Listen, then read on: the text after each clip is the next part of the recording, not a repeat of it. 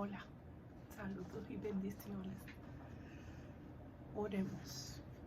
Señor, te entrego a cada persona que esté escuchando este mensaje y que se ha conectado en esta hora, Señor. Yo te los presento, yo te pido, Señor, que tú les des su paz, tu paz que sobrepasa todo entendimiento, y que tú les puedas abrir sus oídos espirituales para que puedan recibir todo lo que tú tienes para ellos en esta hora, Señor, y te lo pedimos todo en el nombre de Jesús. Hoy estaremos leyendo el capítulo 16, que si le fuéramos a poner un nombre al capítulo 16 sería ¿quién dice la gente que soy yo? Es una pregunta que hizo Jesús a sus discípulos y nos las hace a nosotros. ¿Quién dice la gente que soy yo? Te pregunta Jesús eso a ti y a mí, ¿verdad? Pero a él no le interesa tanto que dice la gente que es él, quién es él. Él quiere saber lo que tú piensas que es él. Amén.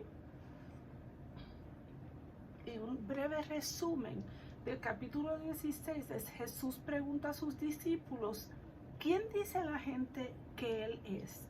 Y Pedro responde, tú eres el Cristo, el Hijo del Dios viviente. ¿Qué es lo que debemos contestar usted y yo? Jesús le dice que esa verdad viene de Dios. También les habla de su sufrimiento y muerte, pero Pedro no lo entiende, como a veces nosotros no entendemos muchas cosas de las que hace el Señor, ¿verdad? Y todo lo que Él hace, lo hace por amor. Jesús le explica que seguirlo requiere sacrificio. Amén.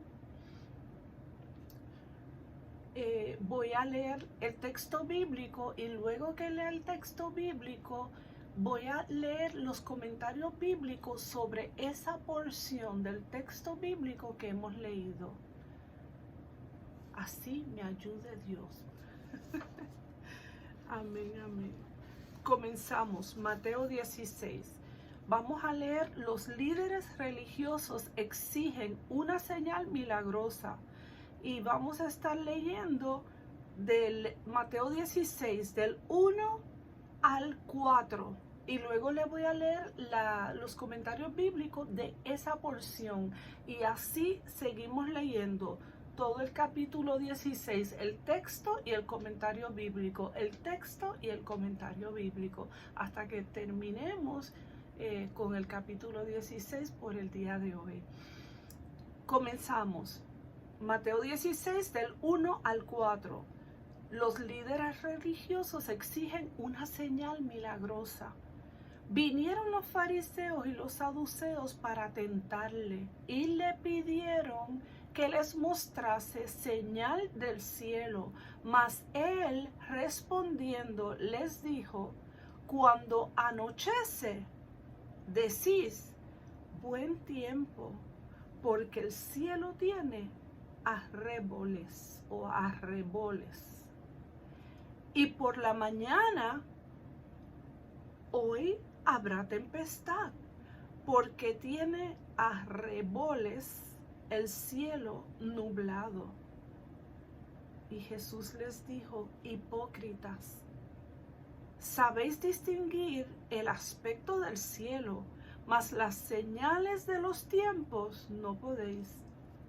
La generación mala y adúltera demanda señal, pero señal no le será dada, sino la señal del profeta Jonás,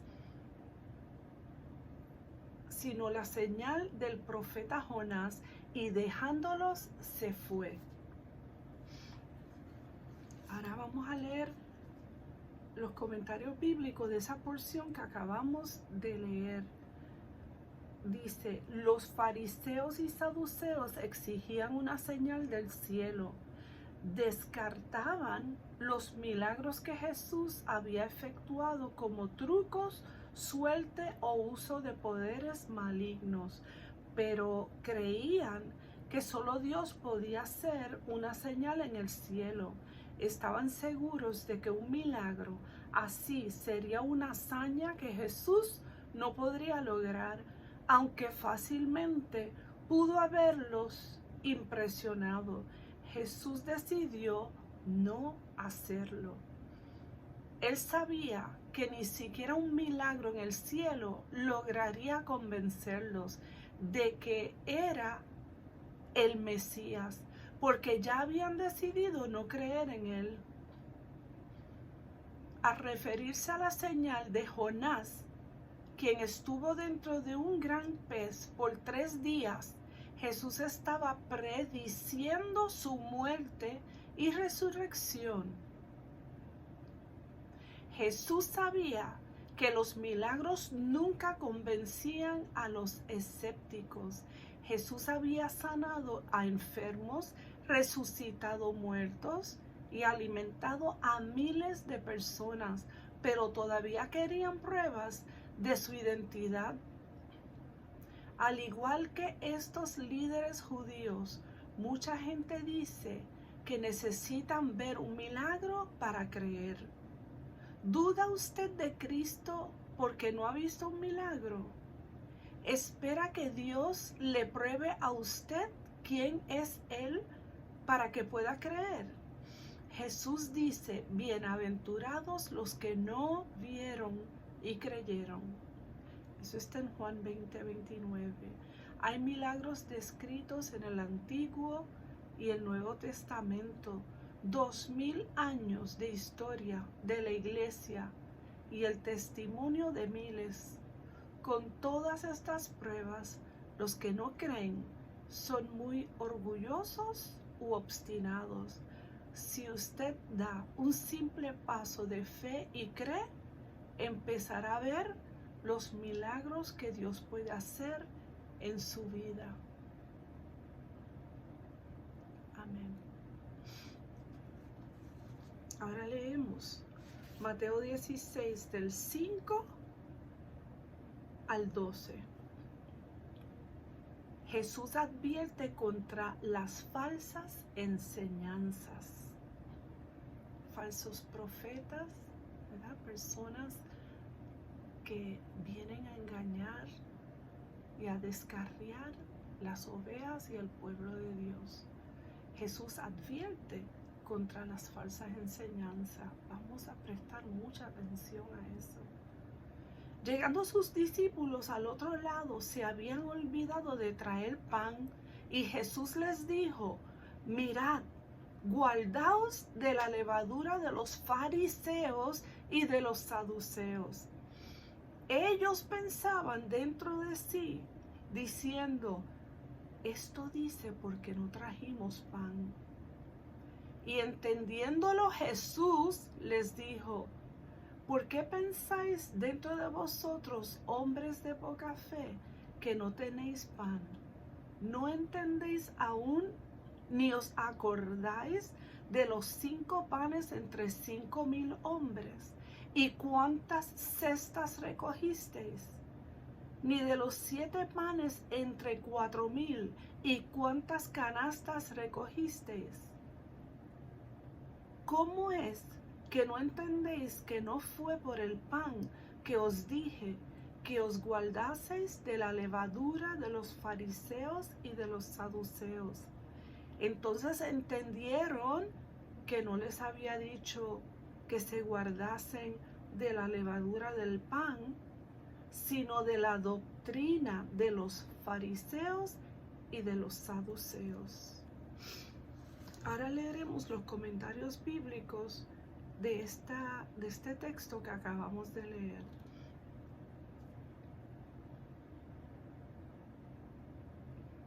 La levadura se mezcla con la masa para hacerla crecer, y solo se necesita un poco para que afecte la masa entera. Jesús usó la levadura como un ejemplo de la manera en que una pequeña cantidad de maldad puede afectar a una gran cantidad de personas. Las enseñanzas erróneas de los fariseos y saduceos descarriaban a muchos. Tenga cuidado de pensar, no es posible que un mal tan pequeño como este vaya a afectar a alguien. El Señor nos advierte de las falsas doctrinas, de las falsas enseñanzas. ¿Y cómo vamos a saber si hay falsas enseñanzas en nuestra iglesia? Leyendo la palabra de Dios. Así vamos a saber si en nuestra iglesia nos hablan de Dios, si nos hablan de Jesús como Señor y Salvador de nuestras vidas, si hablan del bautismo, si nos hablan de todo, no nada más de lo que queremos escuchar, no, es todo lo que está en la palabra. Si nos habla del pecado, ¿verdad? Que hemos nacido en el pecado por lo que ocurrió en el Edén con Adán y Eva. Nacemos ya en pecado y necesitamos a un Salvador, al único que no pecó, el que nació de una virgen, el Hijo de Dios, y el único que nos puede sanar, salvar, es Jesucristo, nombre sobre todo nombre. Él es el que necesitamos para ser salvos y tener salvación y vida eterna. Amén. Leemos ahora Mateo 16, del 13 al 20. Dice así: Pedro declara que Jesús es el Mesías. Viniendo Jesús a la región de Cesarea de Filipo, preguntó a sus discípulos, diciendo: ¿Quién dice los hombres que es el Hijo del Hombre? Ellos dijeron: unos Juan el Bautista, y otros Elías, y otros Jeremías, o alguno de los profetas. Él les dijo: ¿y vosotros quién decís que soy yo? Respondiendo Simón Pedro dijo: tú eres el Cristo, el Hijo del Dios viviente. Entonces respondió Jesús: bienaventurado eres, Simón, hijo de Jonás, porque no te lo reveló carne ni sangre, sino mi Padre que está en los cielos. Y yo también te digo que tú eres Pedro, y sobre esta roca edificaré mi iglesia. Las puertas del Hades no prevalecerán contra ella. Y a ti te daré las llaves del reino de los cielos. Y todo lo que atares en la tierra será atado en los cielos. Y todo lo que desatares en la tierra será desatado en los cielos. Entonces mandó a sus discípulos que a nadie dijesen que él era el Cristo. Ahora leeremos los comentarios bíblicos de esta porción del texto que acabamos de leer.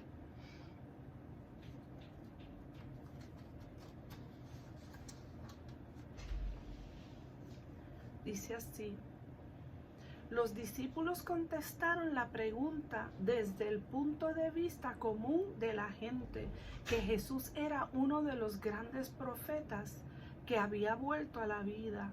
Esta creencia pudo haber estado basada en Deuteronomio 18:18, donde dice que Dios levantaría un profeta de entre la gente. Pedro, sin embargo, confesó que Jesús era divino, el Mesías que había sido prometido y que tanto habían esperado. Si Jesús le hiciera la misma pregunta a usted, ¿qué respondería usted? ¿Es Él su Señor y Mesías? Una pregunta muy importante.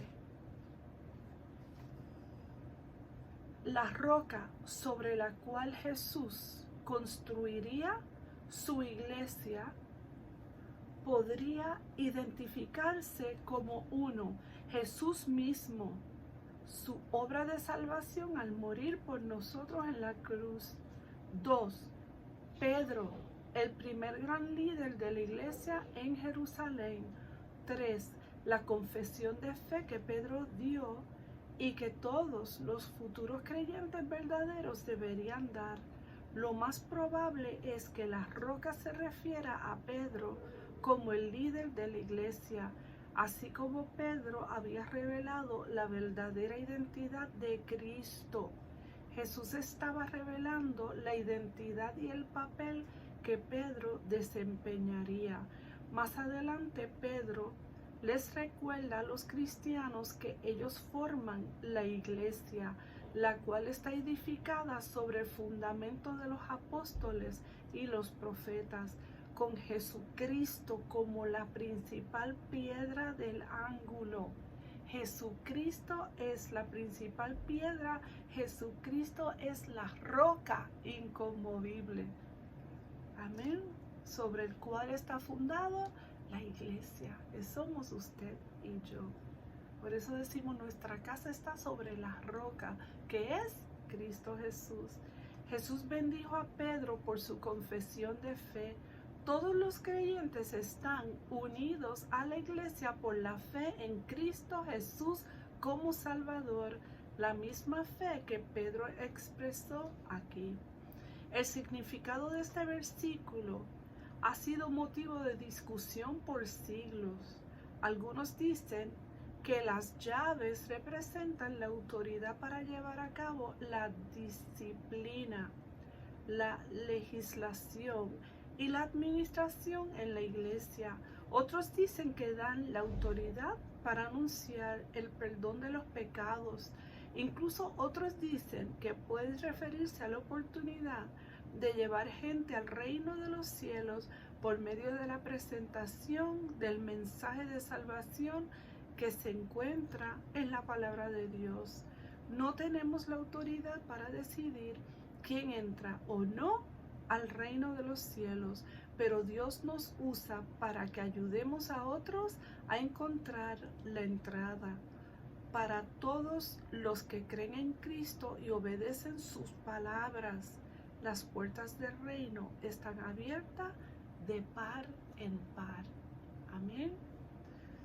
Jesús les ordenó a sus discípulos que no les revelaran a nadie que Él era el Mesías, porque aún no comprendían plenamente que como Mesías Él no sería un comandante militar, sino un siervo sufriente, antes de poder proclamarlo a los demás a fin de no provocar una rebelión. Primero necesitaban comprender claramente el propósito de Jesús y la misión de ellos como discípulos. No sería hasta que Jesús terminara su misión terrenal que ellos comprenderían lo que Él vino a hacer. Amén. Leemos Mateo 16, del 21 al 28. Jesús predice su muerte por primera vez. Desde entonces comenzó Jesús a declarar a sus discípulos que le era necesario ir a Jerusalén y padecer mucho de los ancianos, de los principales sacerdotes y de los escribas, y ser muerto y resucitar al tercer día. Entonces Pedro, tomándolo aparte, comenzó a reconvenirle, diciendo: Señor, ten compasión de ti, en ninguna manera esto te acontezca. Pero pero Jesús, volviéndose, dijo a Pedro: quítate de delante de mí, Satanás, me eres tropiezo, porque no pones la mira en las cosas de Dios, sino en las de los hombres. Entonces Jesús dijo a sus discípulos: si alguno quiere venir en pos de mí, niéguese a sí mismo y tome su cruz y sígame. porque todo el que quiera salvar su vida, la perderá. Y todo el que pierda su vida por causa de mí, la hallará. Porque, ¿qué aprovechará al hombre si ganare todo el mundo y perdiera su alma? ¿O qué recompensa dará el hombre por su alma?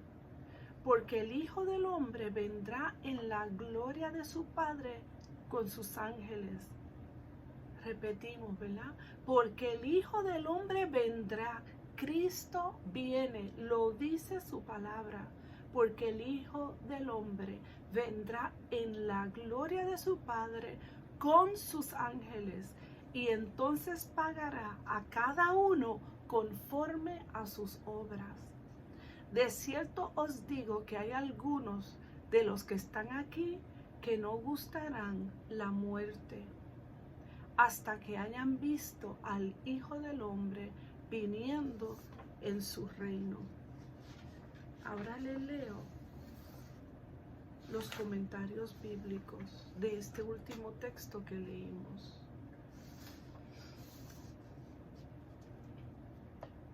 La frase desde entonces marca un punto decisivo. Jesús comienza a proclamar el reino de los cielos. Aquí comienza un nuevo énfasis sobre su muerte y resurrección.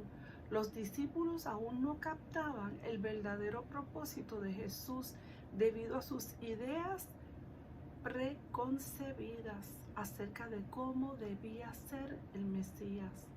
Esta es la primera de 3 ocasiones en las que Jesús predijo su muerte. Este pasaje corresponde a las profecías de Daniel, que matarían al Mesías. Vendría un tiempo de angustia y el rey vendría en gloria. Al igual que su rey, los discípulos experimentarían sufrimiento y también serían premiados al final. Pedro, siendo amigo de Jesús y el fiel seguidor que elocuentemente acababa de proclamar su verdadera identidad, procuraba protegerlo del sufrimiento que había profetizado Jesús. Sin embargo, si Jesús no hubiera sufrido y muerto, Pedro había muerto en sus pecados. Grandes tentaciones pueden proceder de aquellos que nos aman y quieren protegernos. Tenga cuidado con el consejo del amigo que le dice: claro que Dios no quiere que pases por esto. A menudo nuestras tentaciones más difíciles provienen de quienes simplemente quieren protegernos de las dificultades. Cuando Jesús fue tentado en el desierto, le fue dicho que podría alcanzar la grandeza sin tener que morir. Aquí escuchó el mismo mensaje a través de Pedro, quien acababa de confesar que era el Mesías. Sin embargo, Pedro abandonó la perspectiva de Dios y evaluó la situación desde el punto de vista humano. Satanás siempre busca la manera de influenciarnos para que no tomemos en cuenta a Dios. Jesús reprendió a Pedro por tener esta actitud. Cuando Jesús utilizó la ilustración de tomar una cruz a fin de seguirlo, los discípulos sabían lo que quería dar a entender. La crucifixión era un método de ejecución que los romanos usaban a menudo. Los criminales condenados a morir cargaban su cruz por las calles en rumbo al lugar de su ejecución. Por lo tanto, seguir a Jesús implicaba un compromiso total con riesgo de muerte y sin volver atrás. Perder la vida era un riesgo muy posible para los discípulos. El discipulado verdadero implica un compromiso incondicional, o sea, presentar nuestra existencia entera para su servicio. Si tratamos de proteger nuestra vida física de la muerte, el dolor o la incomodidad, nos arriesgamos a perder la vida eterna. Si nos protegemos del dolor que Dios nos llama a sufrir, empezamos a morir espiritualmente y emocionalmente. Nuestra vida se encuentra en sí misma y perdemos el propósito para el cual fuimos creados. En cambio, cuando entregamos nuestra vida en servicio a Cristo, descubriremos el verdadero propósito de vivir. Cuando no conocemos a Cristo, tomamos decisiones como si no hubiera vivido después de la muerte. En realidad, esta vida es solo la introducción a la eternidad. La forma como vivimos este breve lapso decide nuestro estado eterno. Lo que acumulemos en la tierra no nos ayuda a conseguir la vida eterna. Aún los honores sociales o cívicos más elevados no pueden ganarnos el acceso al cielo. Evalúe su estilo de vida desde una perspectiva eterna y verá cómo cambian sus valores y decisiones.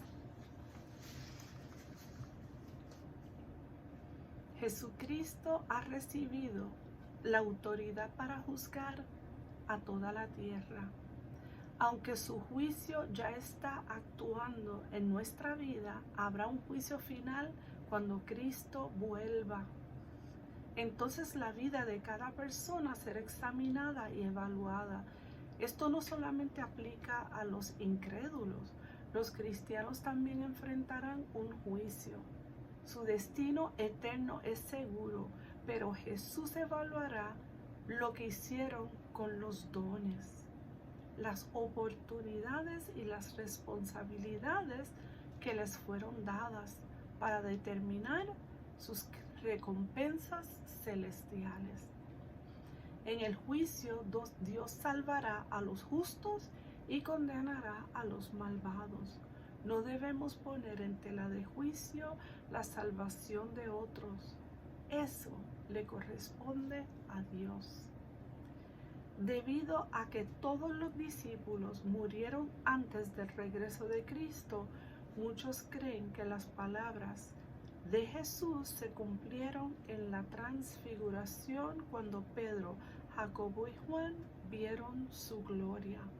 Otros dicen que esta declaración se refiere a la resurrección y la ascensión de Jesús.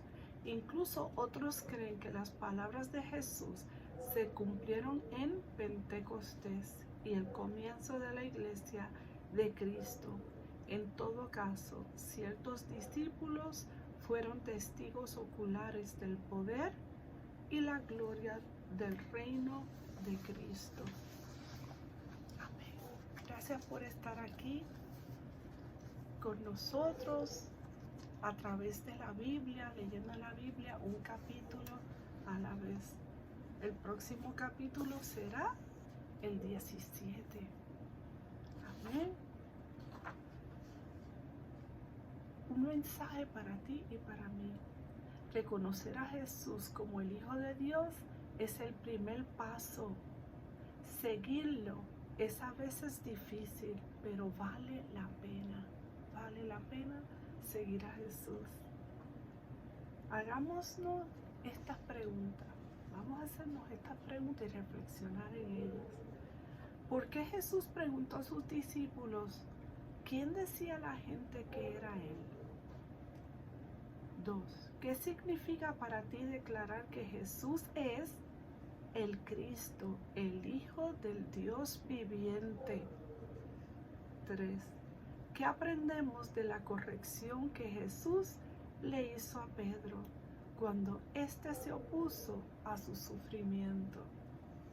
Era necesario que Jesús sufriera muerte y muerte de cruz para su salvación y mi salvación. Amén. Y sabemos que hoy día Él vive, Cristo vive. Esa tumba donde lo enterraron está vacía. Amén. ¿Qué implica tomar tu cruz y seguir a Jesús en tu vida diaria? ¿Qué implica eso para ti y para mí? A veces implica tener que dejar muchas cosas, ¿verdad? Pero vale la pena. Está en juego, ¿verdad? Tu salvación y mi salvación. Y son cosas que nacen de uno. No lo hacemos, ay, lo voy a hacer porque de esto depende mi salvación. No, es que lo hacemos porque nace de cuando nosotros aceptamos a Cristo como Señor y Salvador de nuestra vida. Empezamos a hacer cosas por Él, que es que nos nace, no lo estamos haciendo porque tenemos que hacerlo, no. Una vez somos salvos, empezamos a poner en sus manos nuestros dones, nuestros talentos. Señor, úsalo como tú quieras, en el nombre de Jesús. ¿Qué decisiones tomarías diferente si recordaras que de qué le sirve al hombre ganar el mundo si pierde su alma? ¿Qué decisiones tomarías diferentes si recordaras que de qué le sirve al hombre ganar el mundo si pierde su alma? Amén. Vamos a enfocarnos en el Señor, en las cosas. Poner al Señor primero. Amén, como Él dice en su palabra. Si este mensaje ha sido de bendición para su vida, le pido que se pueda suscribir y que pueda compartirlo con alguien que necesite escuchar del amor de Dios. En el nombre de Jesús. En el nombre de Jesús. Oremos. Amado Dios, hemos escuchado tu palabra, hemos escuchado tu voz. Ayúdanos a poner en práctica y a poner por obra todo lo que hemos escuchado en el día de hoy. Bendice a cada persona que estuvo aquí, acompañándonos, Señor, y acompaña a cada persona que está escuchando este mensaje. Acompáñalos en el día de hoy, en su noche de descanso y en toda la semana, en el nombre de Jesús. Acompáñalos con tu amor y con tu paz, Padre. Señor, como siempre, ponemos en tus manos a nuestro amado Puerto Rico, Señor. Bendice a todas las personas, a todos los puertorriqueños, a todos los que viven en esta amada patria nuestra, Señor. Bendice a los trabajadores, a los estudiantes, a los líderes, Señor, de nuestro país. Trae justicia y unidad a nuestro gobierno. Que tu verdad sea nuestra guía, Señor. Te lo pedimos todo en el nombre de Jesús. Si hay alguna persona, Señor, que necesita más de ti, que tiene hambre y sed de ti, Señor, yo te pido, Padre, que tú te les reveles, que esa persona, Señor, hable contigo esta noche, que hable contigo ahora mismo y te pida, Señor, yo necesito de ti, Señor, yo necesito que tú me hables, Señor, yo te abro mi corazón, Señor, yo te pido, Padre, que tú inquietes a las vidas que están escuchando. Si no te han abierto su corazón, Señor, que este día sea el día de salvación para ellos, Señor. Ellos permitan que tú entres, como tú dices, tú tocas la puerta y tú entras a las vidas, a su casa, a su templo, Señor. Y tú quieres cenar con ellos y estar con ellos todos los días hasta que tú vuelvas a buscar tu pueblo, Señor. Gracias, Padre. Cada persona en tus manos, dale tu paz, tu amor, Señor. Revélate a cada persona. En el nombre de Jesús hemos orado. Amén y amén. Dios le bendiga.